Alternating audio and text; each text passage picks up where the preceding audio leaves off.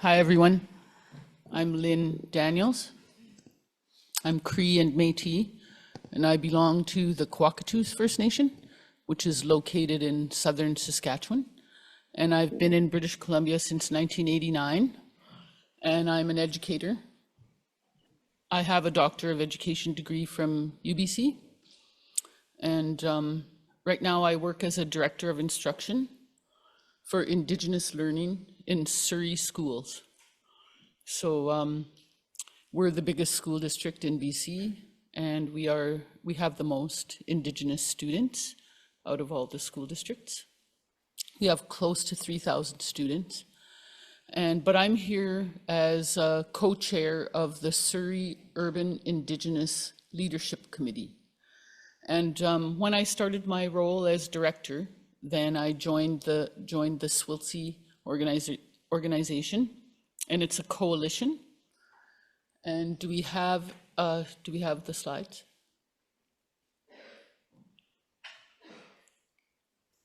Oh, yay.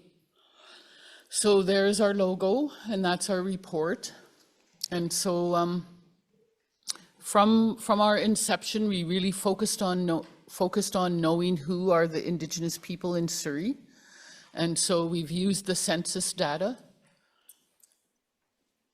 We've used it every time it comes out to help us understand our community. And as I said, we are a coalition, and so these are all the groups that make up our coalition. We have a lot of groups. So we aren't a legal entity, you know, in and of ourselves. We're a coalition. One of the things that we did, you could go to the next slide. One of the things we did early on, SUILC started, the Surrey Urban Indigenous Leadership Committee was established in 2015, and I joined in 2016. So I felt very fortunate to know all the people who were initiating it. And, you know, it was like the social planning committee of the city. You know, they understood that there weren't a lot of services and programs for Indigenous people in Surrey. And so they hired a consultant, Sheldon Tetro, and he worked for SUILC, worked on establishing the Surrey Urban Indigenous Leadership Committee. And we really focused on gathering the information about who are Indigenous people in Surrey. That was a really big part of what we did to start out understanding who lives in Surrey and who makes up the Indigenous community. So next slides, please. So we want to be a collective voice, but also to, whenever anyone wants to do research in Surrey, you know, we want to be the ones to be the point people, because we've already done a lot of the research. We've already done a lot of reaching out and engagement. And so we have a pretty good idea of what our community is all about. We don't have a space in Surrey, a gathering space. And so that's one of our big priorities right now. So this next slide, these slides were actually created for a presentation to give to the mayor of Surrey and city council. So we had a gathering with them, and we just wanted to highlight, you know, who we are and what we're all about. It was a very interesting meeting.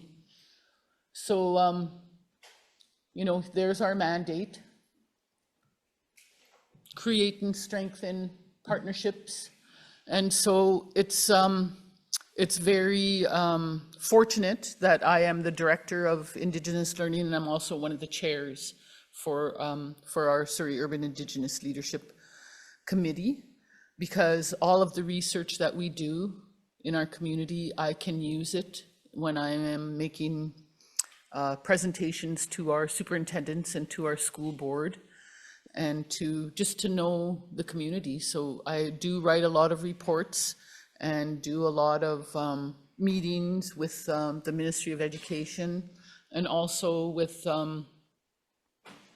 with the local First Nations. We have a relationship with our local chiefs and councils. And so it's really important to know who our communities are. And of course, you know, we're always wanting to have more funding.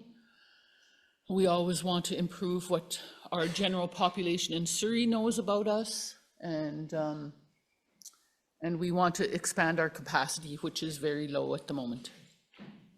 And that's why I was quickly driving here from my director job and trying to get here to present to you. So the next slide. I have copies of this report for everyone. So, you know, we do it, like I said, we do a lot of research. We do engagement with the community. I think what's really unique about our Surrey Urban Indigenous Leadership Committee is that we really work together. We really understand the importance of working together. And also we use social innovation. And there's a couple of reasons why we started using social innovation, and that is because we wanted to focus on poverty. According to the 2016 census, there was a really, I think it was like 43% of Indigenous children live in poverty in Surrey. And then in the 2021 census, it did go down to not as high as 43%. I can't remember what it is. I think it's like 34% or 37%. But I don't think it's like the social and economic situation is not changing. It's just that the people who could not afford to live in Surrey, they moved further east. And so that's why that changed. And so another reason why we wanted to focus on social innovation was because we looked at what are all the organizations, urban Indigenous organizations across Canada, what are they doing for poverty and racism? And we came across an organization in Winnipeg called Boldness, and they were one of the organizations that were tackling poverty. So we visited with Boldness. We went to Winnipeg and visited them to find out what they were doing. And one of the things that they highlighted was that they use social innovation. And also a lot of the foundations that you apply to funding for, they want you to use social innovation. And so we thought, okay, well, let's try this. And it's been very beneficial for us to use this process. Can go to the next slide. So that's who we receive our funding from.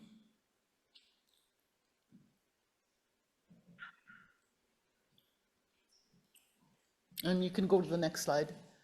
And these are all the reports that we've created. And so you can just go onto our website, the Surrey Urban Indigenous Leadership Committee, or SUILC as it's known, SUILC. You can just go to that website and you can download any of these reports.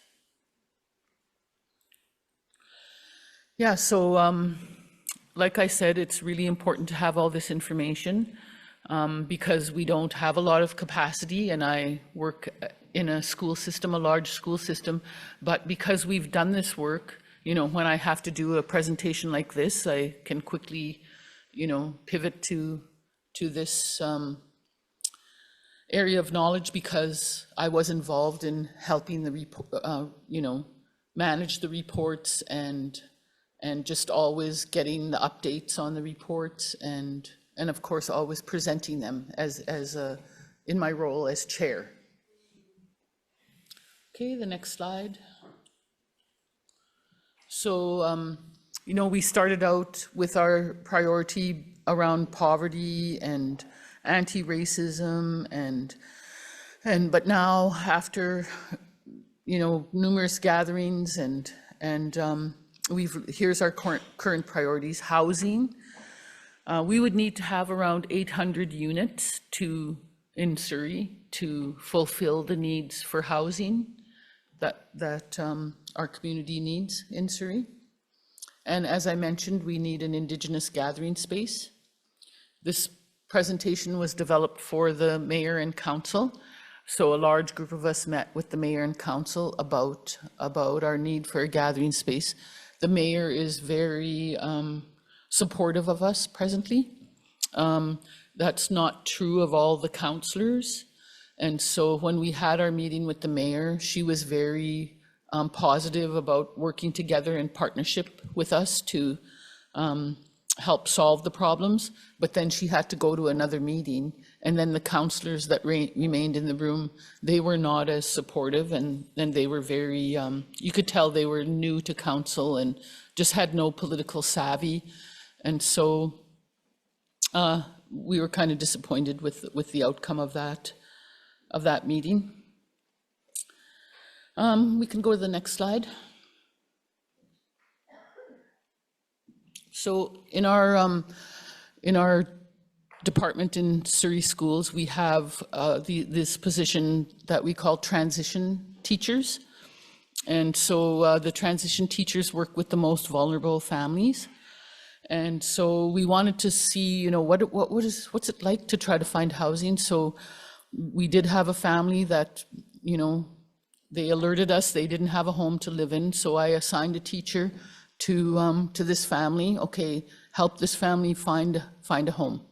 We need to see how much of a serious problem this is.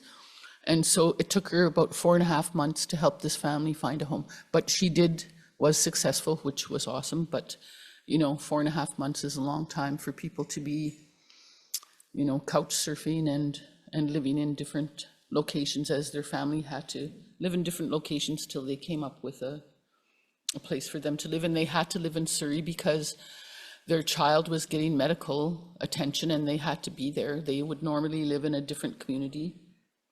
And that's, just one of many kinds of Indigenous families that come to Surrey.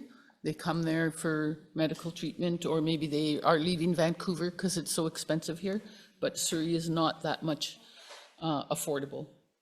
So we have very serious housing needs. The next slide. As I mentioned, we need 800 units.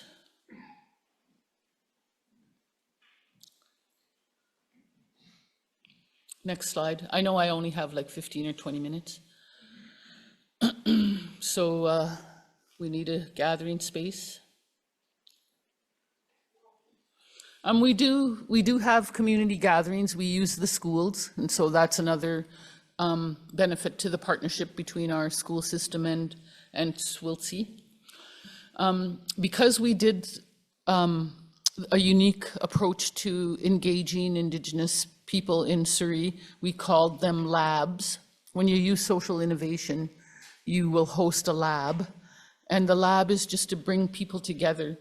If you're going to talk about housing, you bring all the people together who could make decisions or that are affected by the issue. And so the same thing with youth. If we want to focus on youth, we bring the youth together with all the people who make decisions that affect youth. And that was one of the most impactful, at least I think for the adults, gatherings that we had, to see what a difference that connecting the youth to their cultural traditions, like the impact that it had on them. And I'm just getting emotional thinking about it.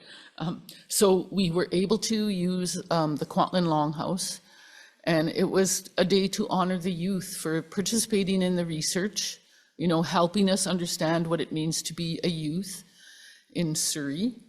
And so we used one of the local First Nations gathering, sacred ceremonial houses, Kwantlen Longhouse.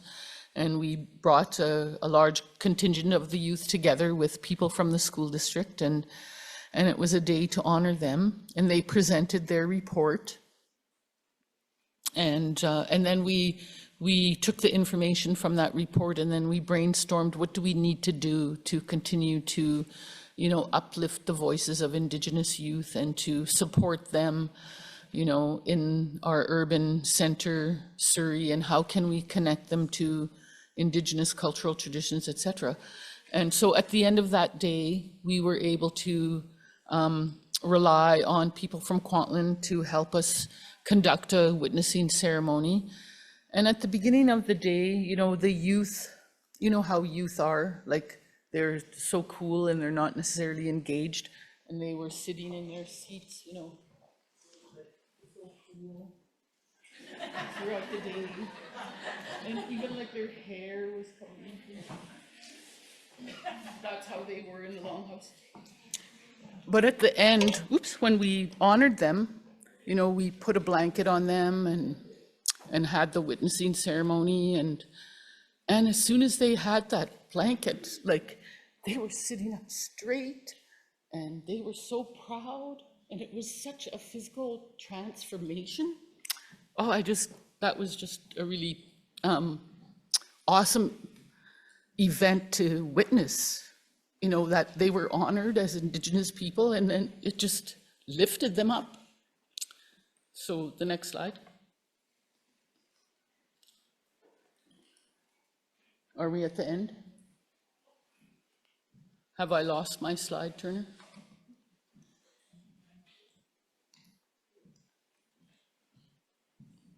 Yeah, so we have a very young population, and that is why we want to continue to engage the youth and to have a gathering space where we can, you know, gather and have our ceremonies and connect the youth to their traditions, etc. It says that our graduation is 74%, but our graduation rate is not 74%, it's 50%.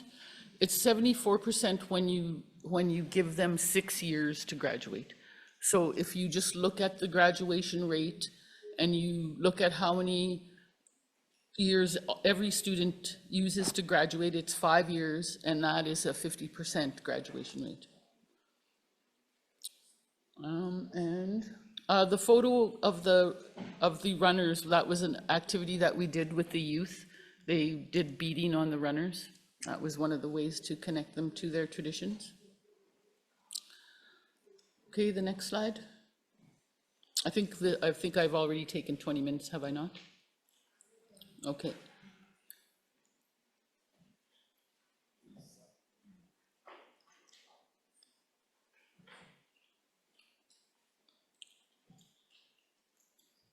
So this was a photo from the ceremony that I was telling you about.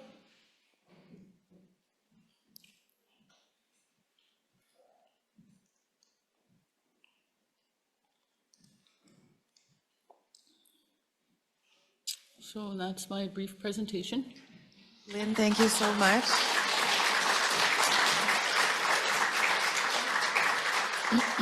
Thank you so much, Lynn, for taking time out of your busy day to come and share with us the work that you're doing. I'm wondering if you have a moment for a question. Sure. Are there any questions? I'll bring you my mic over here.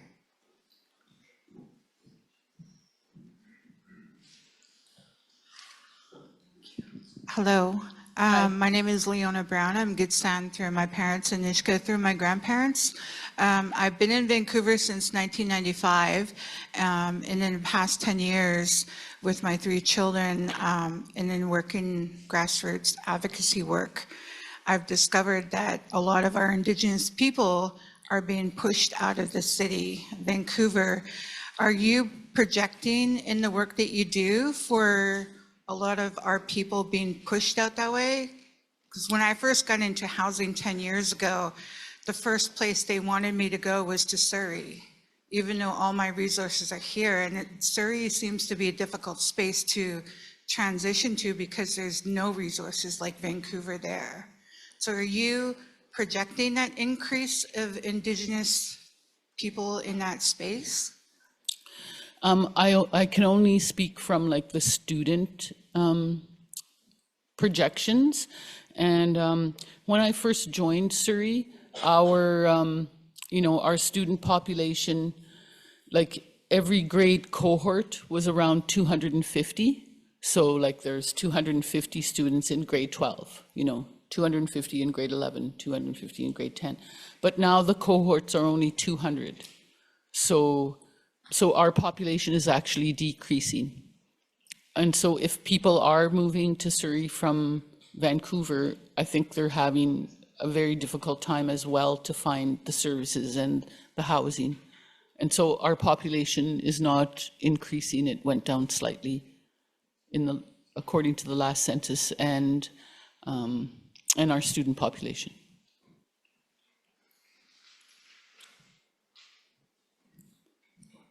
Thank you. Are there any other questions for Lynn? I think we're on.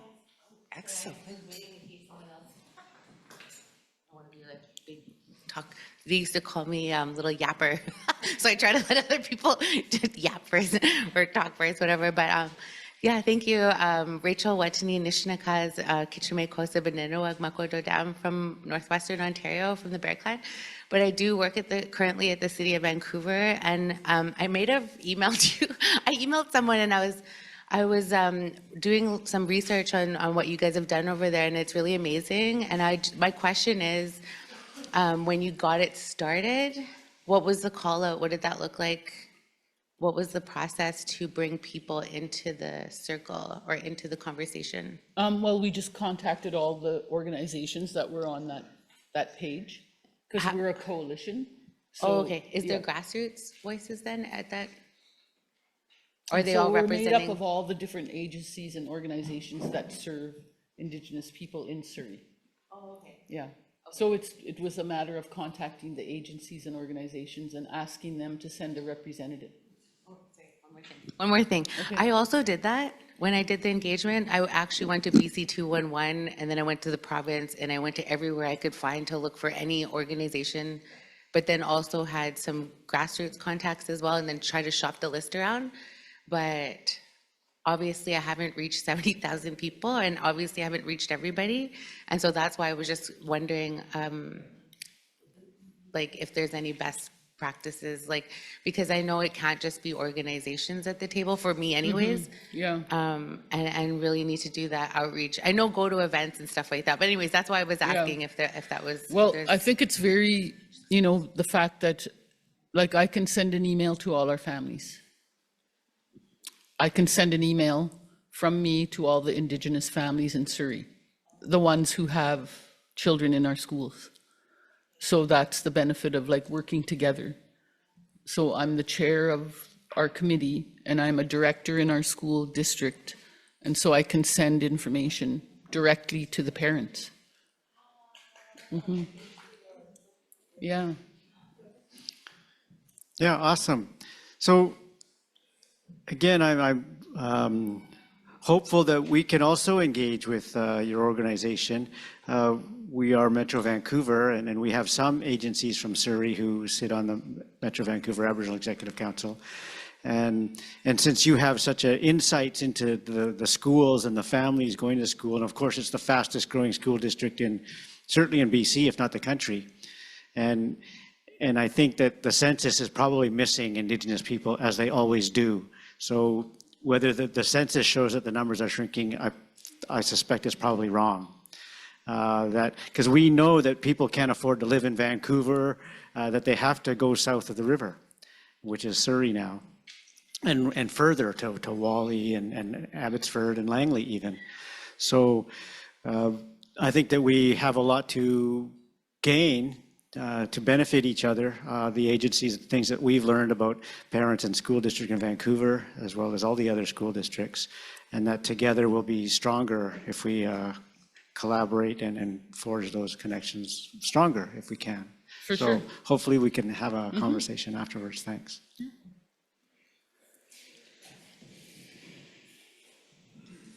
Sorry, we just have one question from Zoom that we want to make sure our virtual participants are included.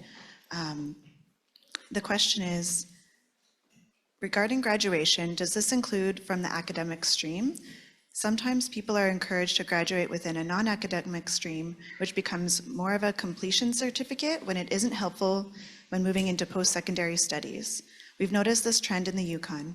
Support should be enhanced to maintain academic stream status in HS to ensure graduates have the same opportunities when moving on after graduation. This is from Erica online. Good question, yes.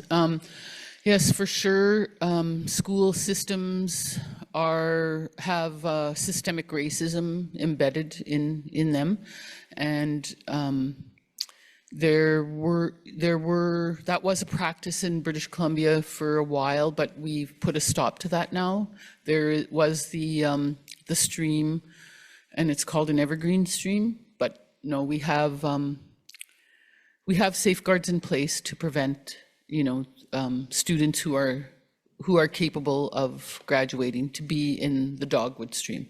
So if people are saying, oh, you can get an evergreen certificate, that is not, appropriate for our students. It's only appropriate for students who have cognitive challenges. So it's not appropriate to use the evergreen stream for Indigenous students. And that was a practice up until around 5 years ago, but now that doesn't happen, or it shouldn't be. And if it is, then, there has to be a discussion about not having students in that stream. Well, thanks for all your attention. And, there is another question? Okay. Oh, sorry, okay. Yeah, I'm happy to answer. Still up for a second.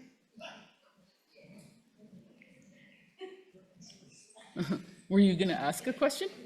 Oh, Thank you. Thank you. Amazing presentation. I definitely want to connect with you after. Just in regards to graduation rates, so I'm Rachel, I'm from Portage La Prairie, Sutakachicha.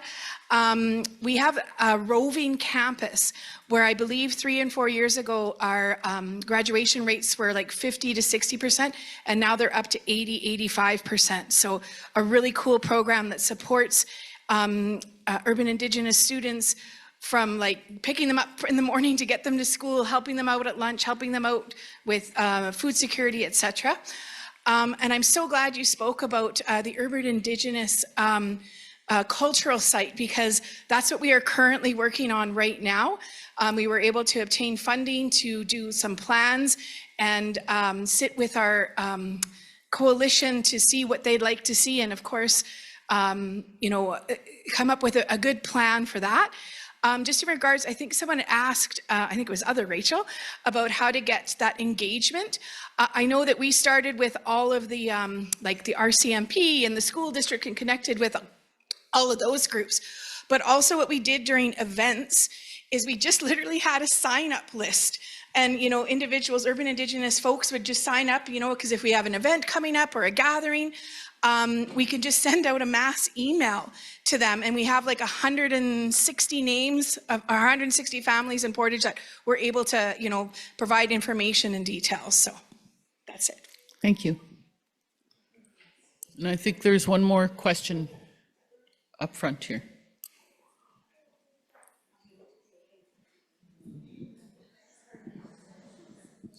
So Damon Johnson from Winnipeg, one of the NUICC co-chairs.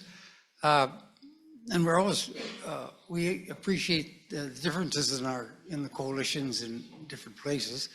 And this, I was just on your website, and I was just posing the question, what's your relationship with the Friendship Center in Surrey?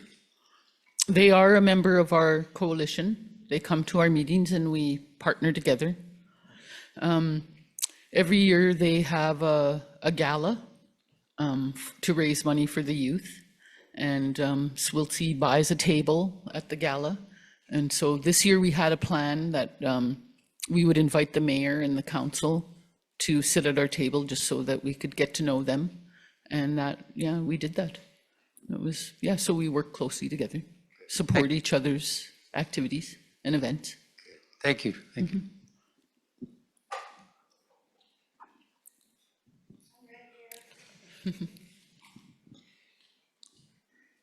Thank you so much for all of the questions. Incredibly insightful information. Thank you so much for your time as well.